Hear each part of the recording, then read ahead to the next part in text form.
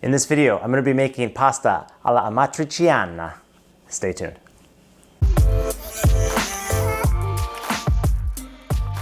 Okay guys, pasta alla matriciana. The history behind it, no clue. That's what Google is for. But I will tell you the ingredients.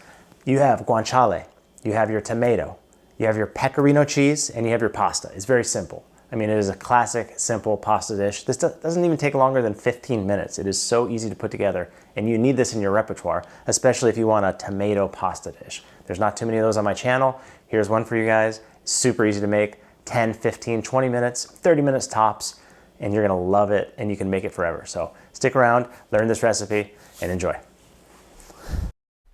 All right guys, so start off with your usual suspects, your pecorino, your guanciale, your canned tomatoes, and some fresh pasta. You're gonna cut your guanciale into small little cubes. You can go ahead and open your can of tomatoes so it's ready. Now we're gonna crisp up our guanciale. So I just use a pan. You can start with a little oil, or you can just start with nothing. It's gonna render out nice and slow. It's gonna get crispy on the outside, nice and chewy in the center. Now is a good time to add your chili flakes. If you're adding onions or garlic, now you would add them and you'd sweat them out. Right now I'm just keeping it very plain.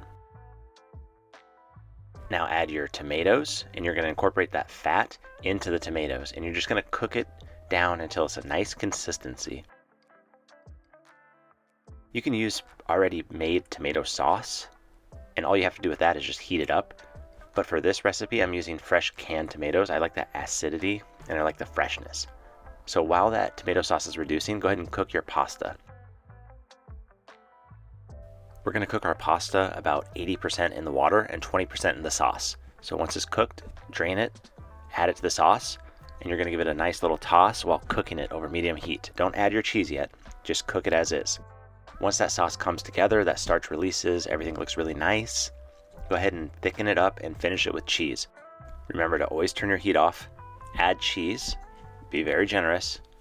If the sauce is a little thin, add a lot of cheese. If it's a little thick, thin it out with a little pasta water. Give it a toss, toss, toss, toss, toss. It will all come together. And you're gonna find that if you taste this, it's gonna be really acidic. But once you add that cheese, everything just kind of comes together. That cheese is really fatty, really salty, and it just makes everything come together and taste so nice.